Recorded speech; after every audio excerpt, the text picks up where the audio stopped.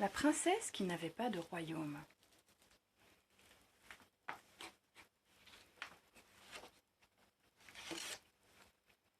La princesse qui n'avait pas de royaume d'Ursula Jones et Sarah Gill. Il était une fois une princesse qui n'avait pas de royaume. Elle ne possédait qu'une carriole et une jolie petite pouliche nommée Coquette. Chaque jour, la princesse menait son attelage un peu plus loin, à la recherche d'un royaume, s'abritant lorsqu'il pleuvait sous un grand parapluie rouge. Et chaque jour, les gens l'interpellaient sur son passage. « Ohé, princesse, avez-vous trouvé votre royaume ?» Alors elle souriait tristement et secouait la tête. Mais tout le monde s'accordait à dire qu'elle était bien une vraie princesse, même sans royaume. D'abord, elle en avait tout l'air. Et puis, n'était-ce pas ainsi qu'on l'appelait, la princesse sans royaume ? La princesse sans royaume n'était pas riche, comme le sont d'habitude les princesses. Mais elle gagnait un peu d'argent en transportant des paquets bizarroïdes, impossibles à envoyer par la poste. Par exemple, des œufs d'autruche sur le point d'éclore, des chiens en quête de nouveaux horizons, ou même d'indomptables mamies. Et tout en effectuant ces livraisons, elle continuait à se chercher un royaume. « Il doit bien en avoir un quelque part, » murmurait-elle à l'oreille de Coquette. « Une princesse sans royaume, ce n'est quand même pas possible. » Et Coquette remuait la tête, de haut en bas d'un air sagace.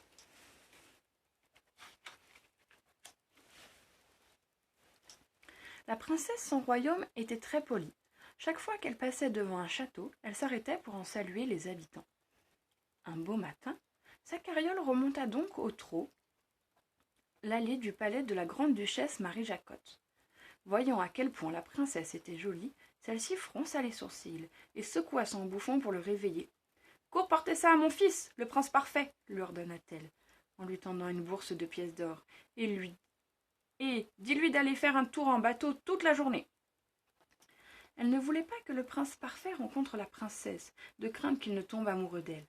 En effet, à quoi peut bien servir une épouse sans royaume ? Puis, la grande-duchesse envoya chercher ses 6 filles pour qu'elles goûtent avec la princesse. Le thé ne fut pas servi dans la vaisselle la plus fine, et les petits gâteaux n'étaient pas les plus délicats, parce que c'est toujours comme ça pour les princesses sans royaume. Mais le bouffon lui raconta ses meilleures blagues, et la princesse rit aux éclats, bien que la grande-duchesse n'ait pas tout compris. Avant son départ, les 6 jeunes filles l'entraînèrent dans leur chambre et lui offrirent leurs vieilles robes. « Cela ne vous dérange pas, toutes ces nippes d'occasion ?» lui demandèrent-elles en gloussant de rire. Mais la princesse les remercia parce qu'elle savait qu'elle tirerait un bon prix de ses nobles atours. Quant au bouffon, il lui offrit une de ses paires de collants rouges, parce qu'il avait peur qu'elle n'ait froid aux pieds. Puis, la princesse descendit à l'écurie retrouver Coquette, qui partageait quelques brins d'herbe avec un grand cheval au regard ténébreux. « Formidable, Coquette, lui dit-elle, tu t'es fait un ami. » Ensuite, elles s'en allèrent revendre les riches parures et les tenues de gala. Mais la princesse garda pour elle les collants rouges. À quelque temps de là, la princesse fit comme souvent une pause à la bibliothèque afin de lire le journal. On y disait que le prince du pays allait être couronné roi ce même jour, et que toute la noblesse était invitée à la cérémonie. La princesse courut tresser de fleurs des champs la crinière de Coquette, puis elle mit ses collants rouges. « Au galop, ma Coquette, il ne faut pas rater ça !» Et elles filèrent comme le vent. Elles arrivèrent juste à temps pour se joindre à la longue procession de carrosses dorés, d'élégantes calèches et de landaux d'argent qui se dirigeaient vers le palais royal. Mais personne ne les attendait. « Qui êtes-vous » haletela un majordome épuisé. « La princesse sans royaume, » répondit-elle.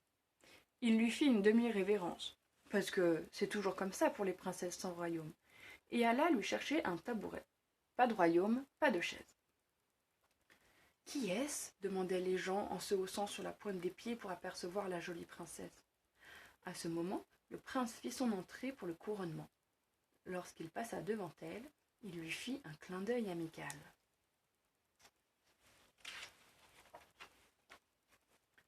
Ensuite, il eut un bal. L'orchestre se mit à jouer, et les invitait à danser. La princesse adorait danser, et elle valsa presque tout le temps avec le nouveau roi. Ses collants rouges virevoltaient et flamboyaient sur le parquet brillant. Elle s'amusait comme une petite folle dans leur lourde robe brodée. Les autres princesses fulminaient de jalousie.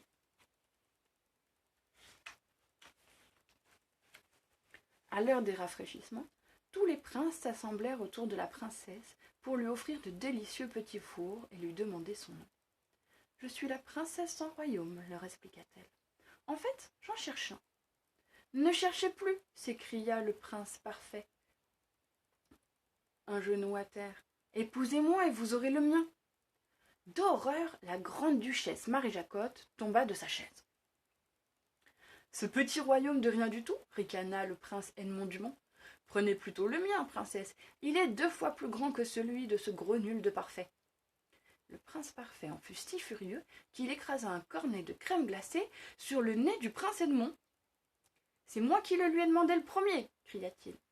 Vous avez de la chance que je n'ai pas amené mon escadrille volante, répondit Edmond, le prince Edmond furibond, tout dégoulinant de glace à la vanille.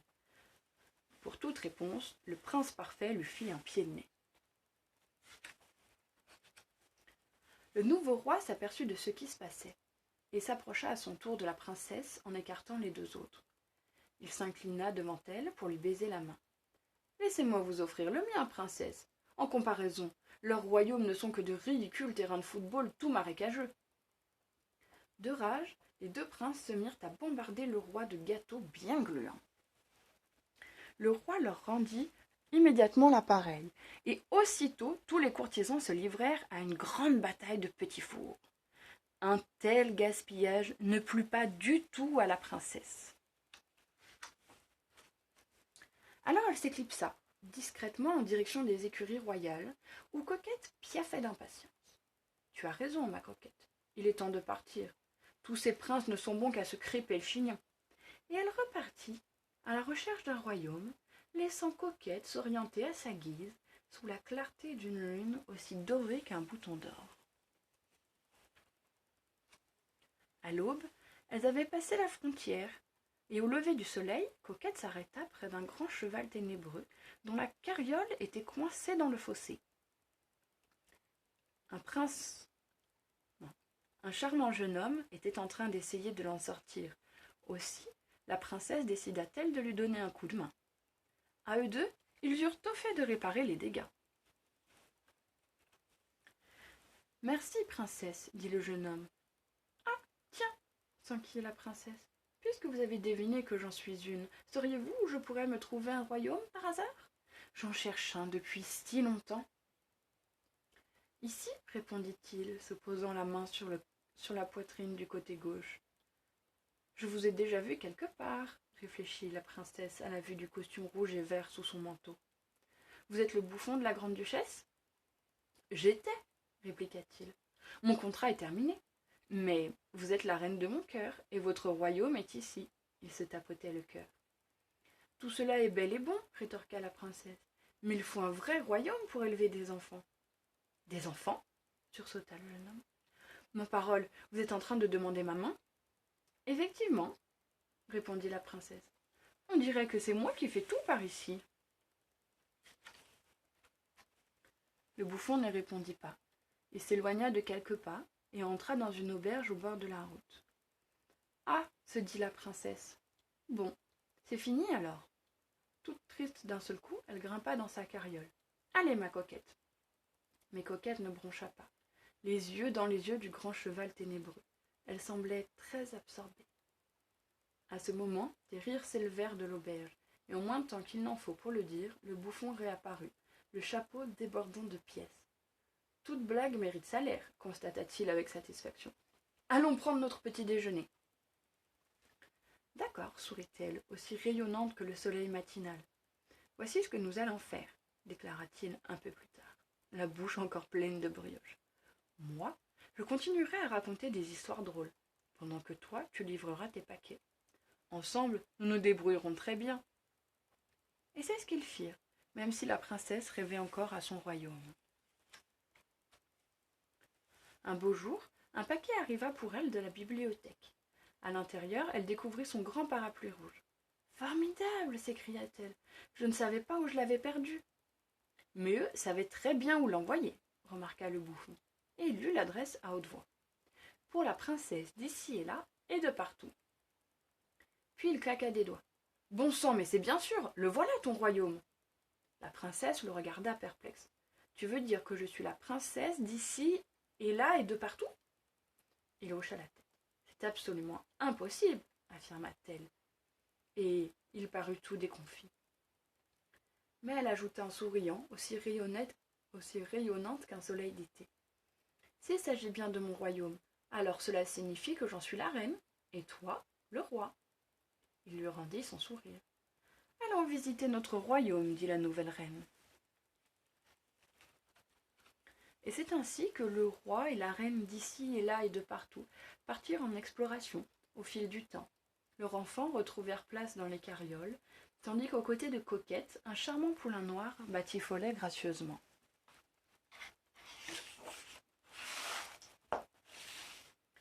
L'ISBN de ce livre, c'est 978 2 01 393 174 8.